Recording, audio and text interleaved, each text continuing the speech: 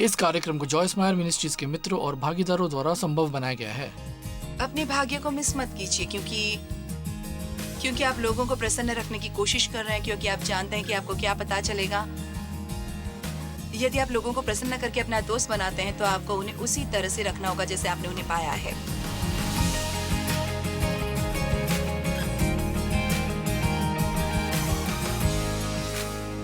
स्वागत है आनंद लो प्रतिदिन के जीवन का में। मैं सचमुच खुश हूँ कि आप इस समय मेरे साथ हैं। मैं जानती हूँ कि आपका समय बहुमूल्य है, तो मैं सराहना करती हूँ कि आप इसे परमेश्वर के वचन में बिता रहे हैं।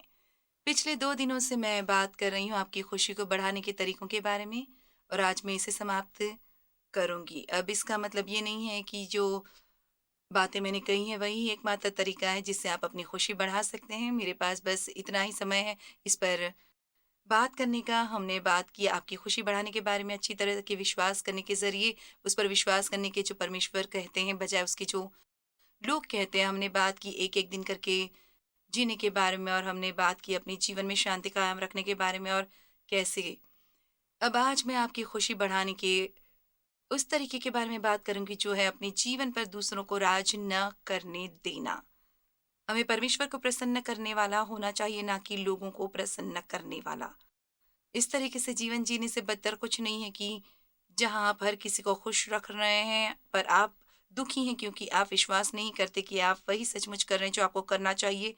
हमें हाँ करना सीखना होगा। यदि हमारा मन हाँ करने को कह रहा है तो मेरे ख्याल से बहुत से लोग मुंह से हाँ कहते हैं जबकि उनका मन चीख रहा होता है कि नहीं, आत्मा के अनुसार चलिए, ना कि दूसरे लोगों के अनुसार।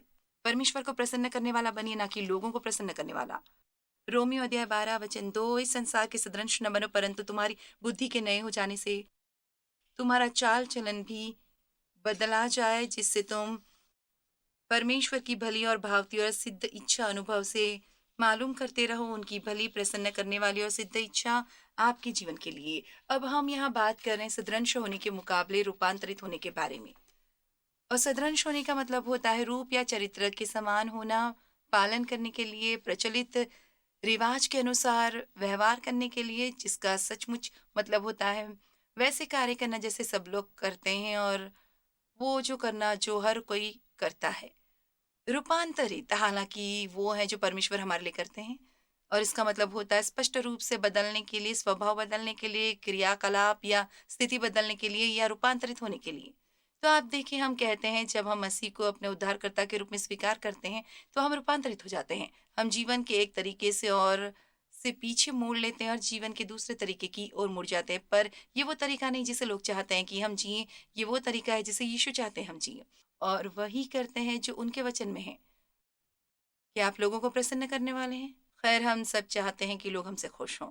हम में कोई भी ऐसा नहीं है जो चाहता हो कि लोग उसे नापसंद करें। हम चाहते हैं लोग हमसे खुश हों, और बाइबल एक तरफ कहती है कि लोगों को प्रसन्न करने के लिए जियो, पर ये सच नहीं है। यदि लोगों को प्रसन्न करने का मतलब ये है कि मैं परमेश्वर को प्रसन्न नहीं कर रहा हूँ। प्रेरित पौलुस ने कहा गलातियों अध्याय 1 वचन 10 में, यदि मैं अब तक मनुष्य को ही प्रसन्न करता रहता तो मसीह का दास न होता। और मैं आपको बता सकती हूँ कि जब परमेश्वर ने मुझे प्रभु सेवा में बुलाया करीब 40 साल पहले, यदि मैं लोगों को प्रसन्न करने की कोशिश करती रहती तो मैं इस समय प्रभु सेवा में नहीं होती। क्योंकि बहुत से लोगों ने मुझसे मुंह फेर लिया था। मेरे दोस्त, बहुत से परिवार, वे सब ये नहीं सोचते थे कि मैं सही काम कर रही हूँ। उस जमाने में ये काम होता था कि कोई स्त्री प्रभु सेवा में हो, पर मैं जानती थी कि परमेश्वर ने मुझे बुलाया है, और मैं पीछे मुड़कर देखती हूँ और सोचती हूँ कि मुझे नहीं पता कि हर चीज़ मुझसे मुंह मोड़ने के लिए मुझ में इतना साहस कैसे आया। पर मैं सचमुच प्रसन्न हूँ कि परमेश्वर ने मुझे इसे करने का अनुग्रह दिया, क्योंकि मैंने एक अवसर खो दिया होता यदि मैंने वो किया होता जो मैंने सोचा था कि मुझे करने की ज़रूरत है लोगों को प्रसन्न करने के लिए। हालाँकि इसका मतलब ये नहीं है कि मुझे लोगों को प्रसन्न करने में कोई समस्या नहीं हुई, क्योंकि मेरी मिनिस्ट्री में आने के बाद भी मुझे उपदेश और शिक्षा देने के लिए फैसला करना पड़ा, जो मुझे लगा जैसे परमेश्वर उपदेश और शिक्षा देने के लिए मुझसे कह रहे हैं। यहाँ तक कि इसने हमें कभी लोगों को खुश नहीं किया। जानते हैं, लोग सुखद संदेशों को सुनना पसंद करते हैं, पर वे हमेशा उन संदेशों को सुनना पसंद नहीं करते जो उनके जीवन में सुधार लाएं। अब हमें दोनों की ज़रूरत है। पर परमेश्वर का वचन हमारे अंदर सुधार लाने के लिए है, ताकि हम जान सकें कि अपने जीवन में हम उन्नति कैसे कर सकते हैं। जब तक हम स्वयं को जानने में सफल नहीं हो जाते, जब तक हम जीवन में सचमुच प्रसन्न नहीं होंगे, मैं आपसे एक प्रश्न पूछना चाहूँगी, वे कौन हैं? ये अद्भुत है। कितनी बार हम कहते हैं, खैर वे कहते हैं और वे सोचते हैं और जानते हैं, आखिर में हम वैसा हेयर स्टाइल कर लेते हैं जो वे कहते हैं जिसे इस समय हमें करना चाहिए, या जो भी कपड़े पहनने का स्टाइल वे कहते हैं कि हमें पहनना चाहिए, हम सचमुच उन्हें अपने जीवन को चलाने नहीं दे सकते। मैंने महसूस किया एक दिन कि हम उन्हें अपना जीवन चलाने देते हैं और हम जानते भी नहीं कि वे कौन हैं। हमें आत्मा के अनुसार चलने की ज़रूरत है, ना कि लोगों के अनुसार। पता है, मेरे पति अभी 80 साल के हैं। उनके पास एक मुस्टांग है, स्टिक शिफ्ट कार, जो ज़ोरदार आवाज़ करती है जब वो उसे बाहर सड़क पर निकालते हैं। अब मुझे उनसे एक बार कहना याद है, जब वो एक स्पोर्ट्स कार खरीदना चाहते थे, और ये तब की बात है जब हम काफ़ी छोटे थे। उससे जो अब है, मुझे उनसे कहना याद है कि डेव, मुझे एक स्पोर्ट्स कार की ज़रूरत नहीं। तुम एक परिवार वाले शादीशुदा इंसान हो। अब तुम एक उम्र-दराज़ आदमी हो और तुम एक प्रभु सेवक हो, और ये उस तरह की कार नहीं है जिसे एक प्रभु सेवक को चलानी चाहिए। मुझे नहीं पता वे इसके बारे में क्या सोचेंगे, और उन्होंने कहा, मुझे परवाह नहीं, वे क्या सोचते हैं, मैं वो चलाऊँगा जिसमें मुझे आनंद आता है। ख़ैर, मेरा मानना है कि ये एक सही फ़ैसला है लेने के लिए। अब इसका मतलब ये नहीं कि हमें कभी उसकी परवाह नहीं करनी चाहिए कि कोई किसी चीज़ के बारे में क्या चाहता है। मापदंड है जिनके द्वारा हम जीना चाहते हैं, ताकि लोग हमें आँके ना और हमारी निंदा ना करें। पर ईमानदारी से कहूँ तो यदि आप लोगों को अपना जीवन चलाने देते हैं, तो हमेशा कोई ना कोई होगा, आप जो कुछ करते हैं उसके बारे में राय रखने वाला, चाहे ये जो कुछ भी हो। हमें इनके सामने सिर झुकाने से इनकार करने की ज़रूरत है। पता है, शैतान जब वो यीशु को 40 दिन और 40 रात निर्जन प्रदेश में प्रलोभन दे रहा था, ये लूका 4 में दर्ज है, और उसने कहा कि यदि तू गिरकर मुझे प्रणाम करे बस एक बार, तो मैं ये सब पूरा राज्य तुझे दे दूँगा। खैर, शैतान हमसे हमेशा कहता है बस एक बार। खैर, यीशु बेशक झुकने वाले नहीं थे, और परमेश्वर आए और उन्होंने छुटकारा दिलाया, और हम जानते हैं कि शैतान उन्हें वो सब पाने से नहीं रोक पाया जो परमेश्वर चाहते थे कि वे पाएं। पर दानियेल अध्याय 4 में एक बहुत बढ़िया उदाहरण है।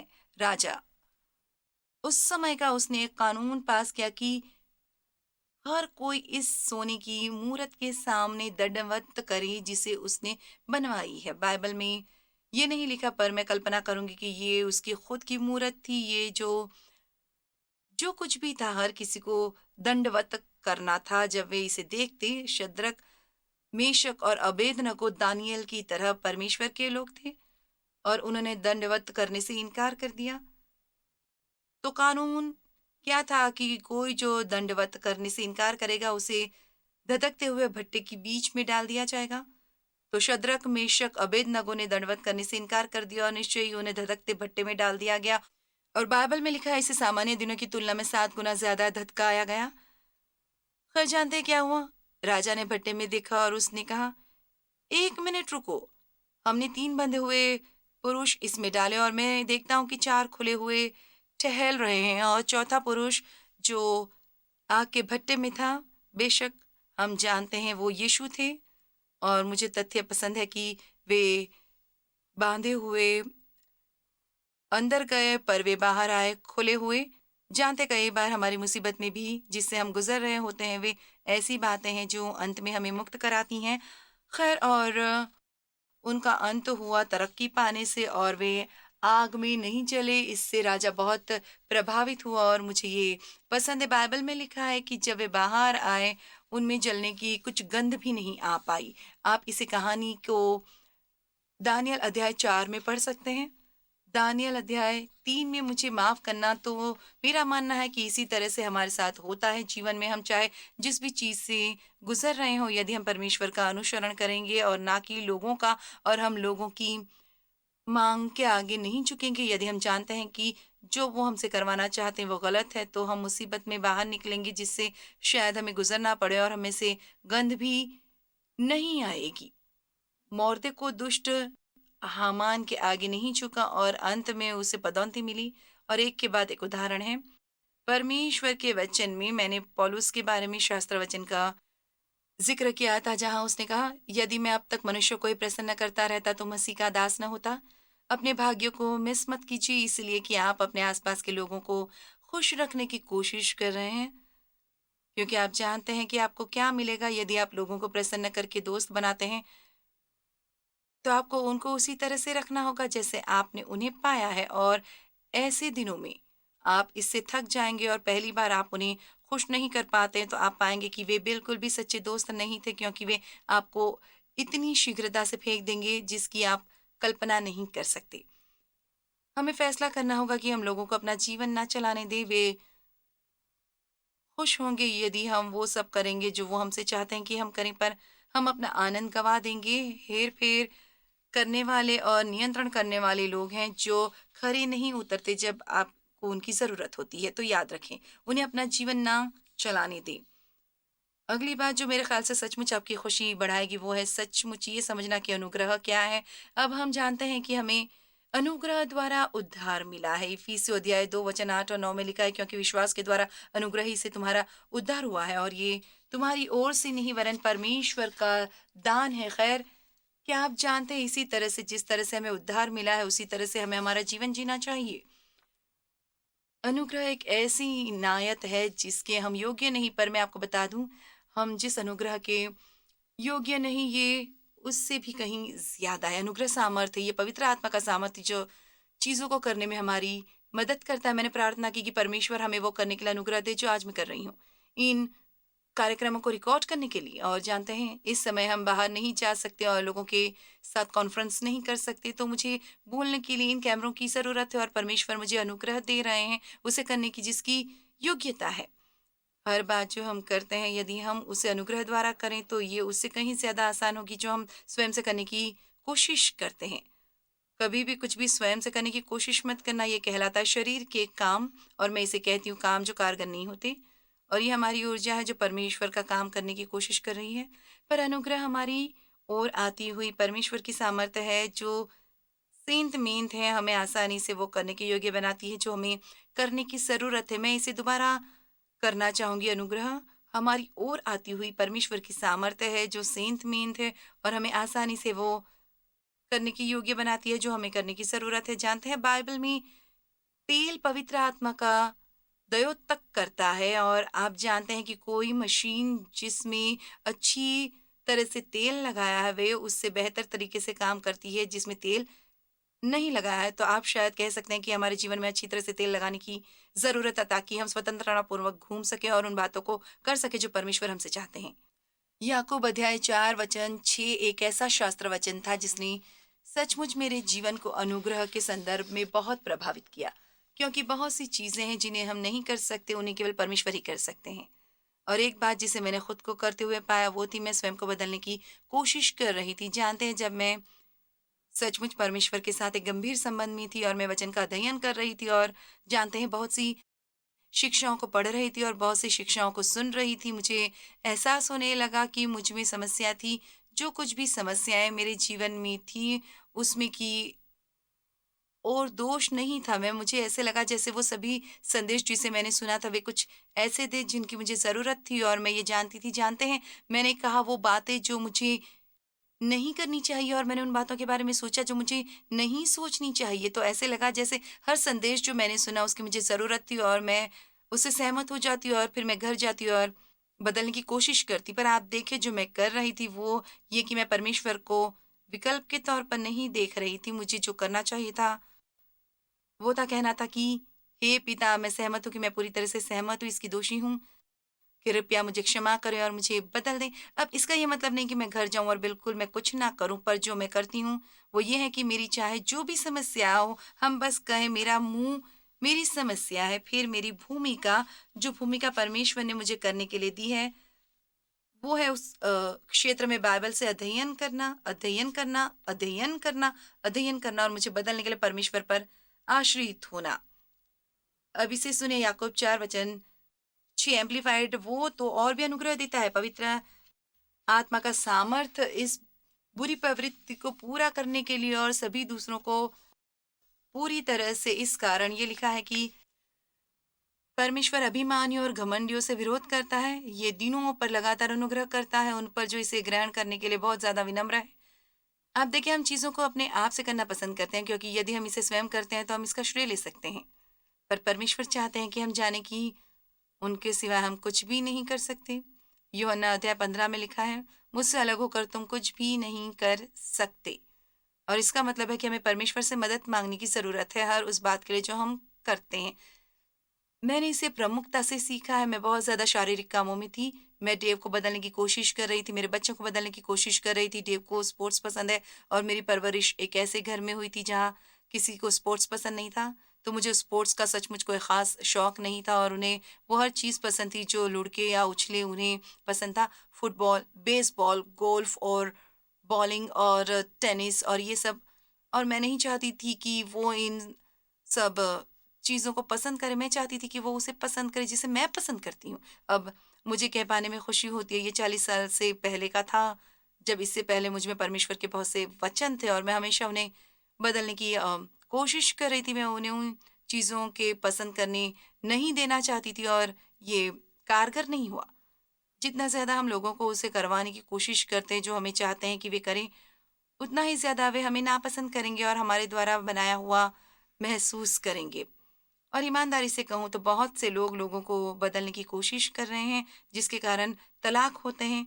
मैं अपने बच्चों को बदलने की कोशिश कर रही थी, मैं स्वयं को बदलने की कोशिश कर रही थी, मैं मेरी मिनिस्ट्री को बढ़ाने की कोशिश कर रही थी, मैं कोशिश कर रही थी, कोशिश कर रही थी, कोशिश कर रही थी और हर बार मैं निराश हो जाती। और अंत में मैंने अपने रेफ्रिजरेटर पर एक निशान लगा दिया जिस पर लिखा था, शरीर के काम निराशा के बराबर है। और मैं जानती थी किसी भी समय मैं निराश हो जाया करती थी। ये इसलिए क्योंकि मैं शरीर के काम कर रही थी बिना परमेश्वर की सहायता के, अपने जीवन में कुछ होने देने की कोशिश करते हुए। पर याद रखें, अनुग्रह पवित्र आत्मा के तेल के समान है और इसका मतलब है कि मैं बदलने के लिए परमेश्वर से प्रार्थना कर सकती हूँ, जो कुछ भी मुझे लगे कि इसे बदलने की ज़रूरत है, और इसे कर सकती हूँ विनम्रता के साथ। बस ये कहने की बजाय, परमेश्वर मैं चाहती हूँ कि आप देव को बदलें, मैं कह सकती हूँ परमेश्वर मैं चाहूँगी कि आप देव के इस क्षेत्र में काम करें, पर मैं जानती हूँ कि मेरी खुद की ढेर सारी समस्याएँ, इसलिए मैं चाहती हूँ आप मुझे बदलें और मैं आपको मेरे साथ निपटने दूँगी, मेरे बारे में मैं आपको देव के साथ निपटने दूँगी, देव के बारे में मैं। और ये बहुत आसान हो जाता है, बस परमेश्वर को उन चीज़ों को करने दें जो केवल परमेश्वर कर सकते हैं, जबकि हम करते हैं जो हम कर सकते हैं। गलातियों अध्याय 3 में पहले के 3 वचन जिसमें लिखा है, हे निर्बुद्धि गलतियों, ये पौलुस है जो गलतियों को लिख रहा है। और गलातियों एक पुस्तक है जो बहुत ज्यादा अनुग्रह और शरीर के कामों के बारे में है। वे व्यवस्था बनाम अनुग्रह के बारे में है। हे निर्बुद्धि गलतियों, किसने तुम्हें मोह लिया है? तुम्हारी तो मानो आंखों के सामने यीशु मसीह क्रूस पर दिखाया गया। मैं तुमसे केवल ये जानना चाहता हूँ कि तुमने आत्मा को क्या व्यवस्था के कामों से या विश्वास के समाचार से पाया? खैर, बेशक उन्होंने पवित्र आत्मा को ग्रहण किया, उन्होंने मसीह को ग्रहण किया क्योंकि उन्होंने परमेश्वर के वचन पर विश्वास किया। शब्द विश्वास का मतलब होता है ग्रहण करना और शब्द ग्रहण करने का मतलब होता है विश्वास करना। क्या तुम ऐसे निर्बुद्धि हो कि आत्मा की रीति पर आरंभ करके अब शरीर की रीति पर अंत करोगे? खैर, जब मैंने इसे पढ़ा, मैंने पाया कि मैं बिल्कुल वही कर रही थी। मैंने अनुग्रह द्वारा उद्धार पाया। मैं जानती थी इससे मेरा कोई सरोकार नहीं है। मैं स्वयं को उद्धार नहीं दिला सकती थी और जो मैं कर सकती थी वो था पूरी तरह से परमेश्वर पर आश्रित होना और उसकी दया के लिए प्रार्थना करना। पर फिर जैसे ही मैंने नए सिरे से जन्म लिया, मैंने उन चीज़ों को सीखना शुरू किया जिनकी मेरे जीवन में बदलने की ज़रूरत थी, बजाय परमेश्वर पर आश्रित होने के और उनसे वो मांगने के जो केवल वही कर सकते हैं। मैं कर रही थी स्वयं को बदलने की कोशिश और मैं हर समय दुखी रहती क्योंकि मैं शरीर के कामों में थी। अनुग्रह का मतलब होता है जिससे खुशी मिलती है या आनंद मिलता है। इसका भी कारण है कि हम सचमुच बहुत खुश नहीं होंगे यदि हमें पता ना हो कि हर बात जो हम करते हैं उसे कैसे करनी है। परमेश्वर के अनुग्रह द्वारा हर दिन प्रार्थना करो कि जो कुछ आप करते हैं, परमेश्वर उसमें आपकी मदद करे। मैं कॉन्टैक्ट लेंस पहनती हूँ और हर सुबह मैं प्रार्थना करती हूँ कि परमेश्वर इन कॉन्टैक्ट्स को अच्छे से पहनने में मेरी मदद करें, क्योंकि कई सुबह थी जब मुझे 4-5 बार कोशिश करनी पड़ी और बहुत से दिन ऐसे भी होते हैं जब मैं उन्हें तुरंत पहन लेती हूँ और मैं परमेश्वर पर आश्रित होने और भरोसा करने में बहुत ज़्यादा विश्वास करती हूँ। हर बात मैं जो करती हूँ उसके लिए मैं परमेश्वर का वचन साझा करने के लिए परमेश्वर पर पूरी तरह आश्रित हुए बिना कभी भी कुलपीठ पर नहीं आती, क्योंकि मैं जानती हूँ कि ये अच्छा नहीं होगा, क्योंकि मैंने इसे बहुत किया है और जाना है कि कैसे खड़ा होना और लोगों के सामने बात करनी है। इस पर परमेश्वर का अभिषेक होना ही चाहिए। ये उसकी उपस्थिति और सामर्थ्य है उसके लिए, और उस पर जिसका आपके लिए कुछ मायने है, तो हमें सुनिश्चित करना चाहिए कि वो सीखे जो हम सीख सकते हैं। और फिर आखिरी बात जिसके बारे में आपके साथ बात करने का मेरा मन है, ये कैसे कि समय कैसे निभाना है। वाओ! खैर ये बड़ी बात है। खैर 4 बातें जिन्हें लोगों के बारे में आपको समझने की ज़रूरत है। सबसे पहले हमें लोगों की ज़रूरत है। हमें सोचना बंद नहीं करना है कि हमें ज़रूरत है, हमें सोचना पसंद करेंगे कि हमें किसी की ज़रूरत नहीं है। पर हमें लोगों की ज़रूरत है। उनके साथ निभाना हमेशा आसान नहीं होता। ज़्यादातर लोग जिनके साथ हम निपटते हैं, वे हमारे जैसे नहीं होते हैं। मुझे घर पर एक किताब मिली, जॉन ऑटबर्ग द्वारा लिखी हुई, जिसका शीर्षक था, I like you a lot more if you were lot like me. फिर आखिरी बात है, लोगों के साथ निपटने के लिए हमें क्षमा करने में उदार होना होगा और आसानी से नाराज़ नहीं होना होगा। मैं उन 4 बातों को दोबारा पढ़ना चाहूँगी। हमें लोगों की ज़रूरत है, उनके साथ निभाना हमेशा आसान नहीं होता। बहुत से लोग जिनसे हम निपटते हैं, वे हमारे जैसे नहीं होते हैं, और लोगों के साथ निपटने के लिए हमें क्षमा करने में उदार होना होगा और आसानी से नाराज़ नहीं होना होगा। जानते हैं, लोग हमारे जीवन का प्रमुख हिस्सा है। हम लोगों से लगातार निपटते रहते हैं, और बात जो मैंने पाया वो है कि हर कोई एक जैसा नहीं होता है, और ये मेरे लिए सही नहीं है कि मैं उनसे उम्मीद करूं कि वे मेरे जैसे हों, क्योंकि परमेश्वर जब हम कोख में रचे गए, वो हम सबको एक स्वभाव देते हैं, और फिर हमारा व्यक्तिगत विकसित होता है व्यक्तित्व परमेश्वर द्वारा दिए गए स्वभाव के फलस्वरूप। और फिर जो बातें हमारे साथ होती हैं पूरे जीवन भर, बहुत सी बातें जो हमारे जीवन के शुरुआती वर्षों में होती हैं, हमारा व्यक्तित्व बदल सकता है, क्योंकि परमेश्वर हमारे साथ काम करते हैं, पर हमारा स्वभाव हमें वैसा ही रहने वाला है। लोगों अलग-अलग चीज़ों से प्रेरणा मिलती है। मुझे प्रेरणा मिलती है किसी काम को पूरा करने से, मेरे पति को प्रेरणा मिलती है शांति द्वारा। मैं ऐसे लोगों को जानती हूँ जिन्हें मौज-मस्ती से प्रेरणा मिलती है। मेरी एक बेटी है जिसे प्रेरणा मिलती है आज्ञा देने से, और उसके पास एक सूची और एक योजना है, वो खुश है। मेरी एक और बेटी है, वो बस खुश होती है यदि उसे बस शांति मिले। देव वैसे ही हैं, आप बस उन्हें शांति दे दें और वो खुश हो जाते हैं। खैर, मुझे प्रेरणा मिलती है किसी काम के पूरा होने से, और ये अच्छी बात है कि मुझे प्रेरणा मिलती है, क्योंकि मुझे मेरे जीवन में बहुत कुछ हासिल करना है, और ये मुझे बस इतना बढ़िया महसूस होता है जब मैं किसी किताब को समाप्त करती हूँ जिसे मैं लिख रही होती हूँ, या जैसे आज जब मैंने अपनी टेलीविज़न रिकॉर्डिंग समाप्त की है, मुझे बहुत बढ़िया महसूस होगा, क्योंकि मैं जानूँगी कि मैंने कुछ पूरा कर लिया है। खैर, पता है, शुरुआत में मैं चाहती थी कि डेव वो करे जो मैं करती हूँ, और एक समय मैंने सोचा वो आलसी हैं और वो बस शांत है और वो परवाह नहीं करते। सचमुच वो बिल्कुल वैसे ही हैं जैसे मुझे ज़रूरत थी। क्योंकि यदि हम दोनों एक जैसे होते तो हम कुत्ते-बिल्ली की तरह लड़ाई कर रहे होते। एक बार मैंने इसके बारे में शिकायत की कि वो कितने शांत, और मुझे याद है उन्होंने मुझसे कहा, तुम्हारे लिए खुश होना बेहतर होगा कि मैं ऐसा हूँ, क्योंकि यदि मैं ऐसा ना होता तो निश्चित ही तुम वो नहीं रही होती। देखिए, देव बहुत आत्मविश्वासी हैं। वो जानते हैं कि मसीह में वो कौन है। उन्हें रत्ती भर भी त्रास नहीं होता है सेवकाई में मेरे बहुत ज़्यादा आगे होने से और उनका पर्दे के पीछे रहने से। पर यदि उनका व्यक्तित्व कुछ और होता बचा है जो उनका है, तो वो इसे सँभाल नहीं पाते। देव रत्ती भर भी असुरक्षित नहीं है उस पदवी से जो मेरी है, और वो कर रहे हैं जो वो कर सकते हैं। तो मैं कहना चाहूँगी कि परमेश्वर लोगों को आपके जीवन में रखते हैं, और वो है अवसर उससे भी ज़्यादा जो आप सोचते हैं कि वो करते हैं, तो आपको उन्हें बदलने की कोशिश करना बंद करना होगा। परमेश्वर आपके जीवन में ऐसे लोगों को रखेंगे जिनकी ताकत उस क्षेत्र में है जिसमें आपकी कमज़ोरियाँ हैं, और उनकी ताकत उसमें है जिनमें आपकी कमज़ोरियाँ हैं। तो क्षमा कीजिए, आसानी से नाराज़ मत होइए, उन लोगों की प्रशंसा करना सीखिए जो आपके जीवन में हैं और उनके साथ निभाने के लिए सर्वोत्तम कीजिए जो आप कर सकते हैं।